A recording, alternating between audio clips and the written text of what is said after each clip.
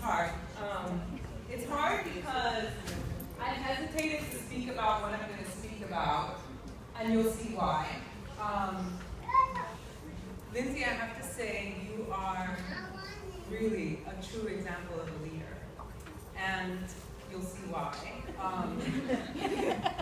I mean, well, because you're a top coach, but not because of that, but really, everything that you said that happens to coaches when they're veterans, where they get, I wouldn't use the word jaded for me, but something happens, and that thing that I'm not proud to speak of happened to me. So I look at you, and throughout the year I've been looking at you, and I think, you know, other people have been thinking, like, what is she doing? And you said there's no secret. And I look at you, and I think, I'm getting super honest, right? I think this is a leader. He had 15 elite coaches this year on her team. And I was hesitant to speak about this because it's really difficult sometimes to really just get vulnerable and to get naked and to get honest and say, who are you? Who do you want to be? So the way you introduced me, and earlier you guys said, you know, there are only 2 coaches in the entire network, so out of 140,000 coaches who have hit elite 5 years in a row, and I'm one of them, right? I was 17. So this is, you know, I'm listing my accolades not so you can clap, really, but just for you to see what can happen. I was the 17th person to make $1 million with Beachbody. I've been a $10,000 challenge winner, $1,000 challenge winner. I've been top 10. I was a top coach in my region in 2009, top 10 in 2010, 2011. I'm sure that there are, you know, I don't know, there are other accolades. My point is that, in pointing this out, is that I have this long list of accolades, and by all objective measures, I am successful. And I'm also loved, for the most part. You'll always have people that don't love you, right? You're haters. I hate that word, but it's true. But in general, I mean, I see it, I feel it from you guys, I feel it from my friends, I feel it from you. You know, I'm loved and well respected. And last year, I hit this period, it was the culmination of this rough spot, I would call it, where I lost my mojo. What does that mean? I was making more money than I ever imagined possible. I was all those things that I listed. I have the status, I have the love and respect from the community, but there was something inside me that just felt flat, like unfulfilled. I wasn't waking up excited. And I would look at myself and I'm like, I have everything. I started feeling like this before I moved to Dallas. I have the house on the beach. I have anything that I want to buy. I have the team that I want, that, you know, most people dream of. And yet there was this feeling of like, I'm not waking up exciting. I'm not the type of person. Like, what's the problem? You're making $1 gazillion a week, right? 5 figures a week. What's the problem? Everything's great. Well, I'm not the kind of person that just wants to collect a paycheck. It's not enough for me, and I really struggle because how do you admit this? Well, now to 500 people, you know, but how do you admit this? You ungrateful, you know? And so here I was, I'm like, what am I gonna do? And I, seriously, like, I don't know if it was you, it was me, it was Carl that said, you know, we talk about self-development, we talk about it, but I thank God that from day one, I had embraced self-development because I knew that I have to live a life of purpose. I have to wake up passionate. I have to make a difference. I got goosebumps. And when I get goosebumps, it means I'm speaking the truth. So care if I was making, $10, $20, $30,000 a week. I needed to do something. I just didn't know what to do, and I didn't know who to tell. How do you admit that to someone? But I'm honest, and I had to. And what does one do? The first step is to get honest with yourself, and I did. Because I think I didn't admit it to myself. I don't feel fulfilled. I don't feel excited to coach, to wake up and to tell people about the opportunity. So I got honest with myself, and then once I did that, I asked for help. And who am I sharing my life with? It's me. So how do I, you can understand the problem. How do I tell the beast that I'm not excited about coaching? I'm not excited about, and I was afraid. I was afraid of judgment because I felt ungrateful. So I was afraid of what he would think. I was afraid of what my team would think. And I sat with him one day and I'm like, I promised myself to live in truth, and to be honest and to not keep secrets. And I sat there and I'm like, I don't know what's wrong. I don't feel passionate about what I'm doing, about coaching. And he just looked at me and he's like, I know. Because when someone's passionate, you feel it. I don't know if you can feel me now, but when someone's passionate, they don't need to speak. It just radiates. When I look at Lindsay's posts, and that's why it's funny, maybe I was a model for some people in the beginning, and then I remember when you were just a coach. I remember when you won your first iPad for Success Club, because I won it too, a few years ago. And I had heard of this Lindsay that way, but she was just another coach. And look at her now. And now, the person that came before me is at the top of the mountain, and she's inspiring me. And this is what we do for each other. This is the beauty of our business.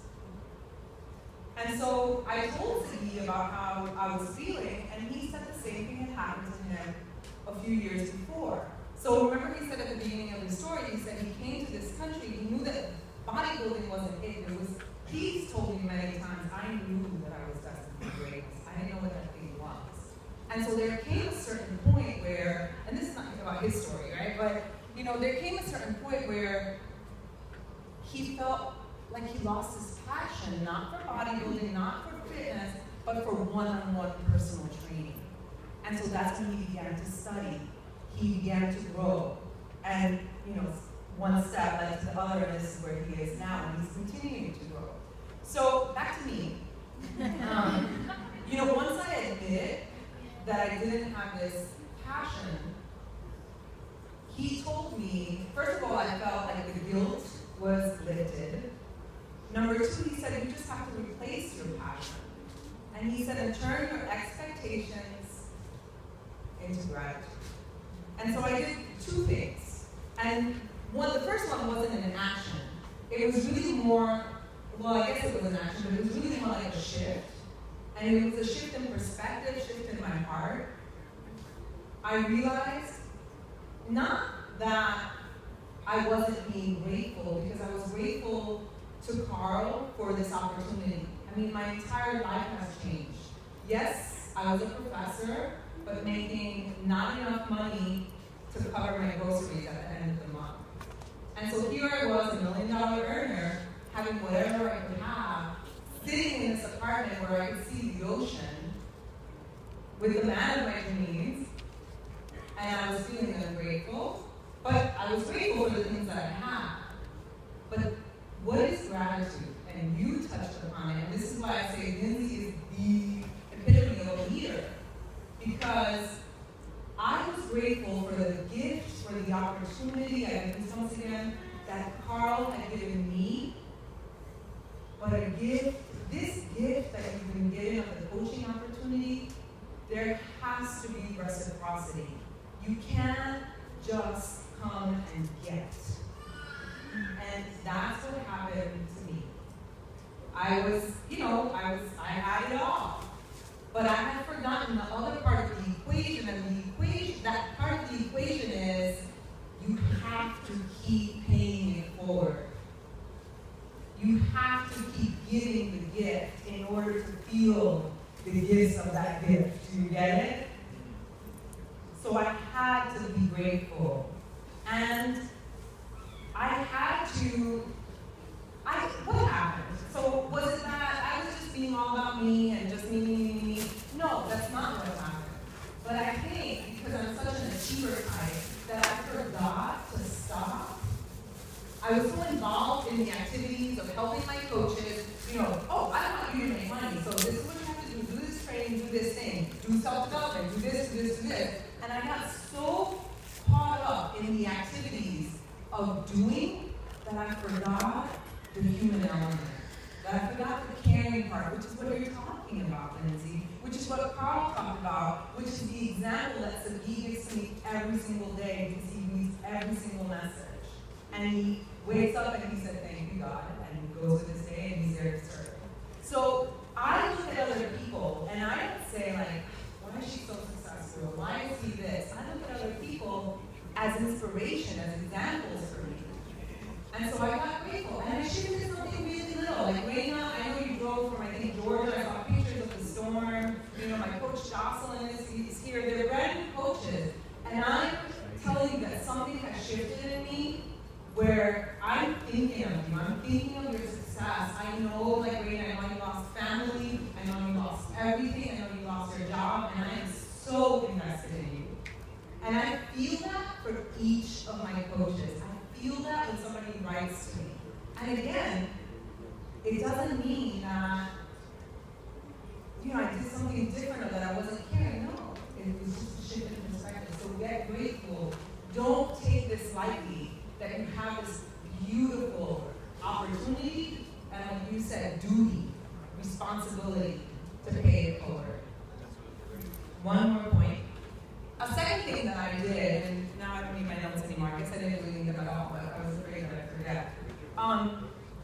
The second thing that happened is I've been growing. I started in this business. I'm 39 years old. I'm going to be 40 in March, which is crazy to me. But I started when I was 33 years old, newly divorced, and I had never had like a hot body, right? So I got it, and I was so excited to show it everywhere. Like you see people take nothing done. It's just they're excited, and I get it.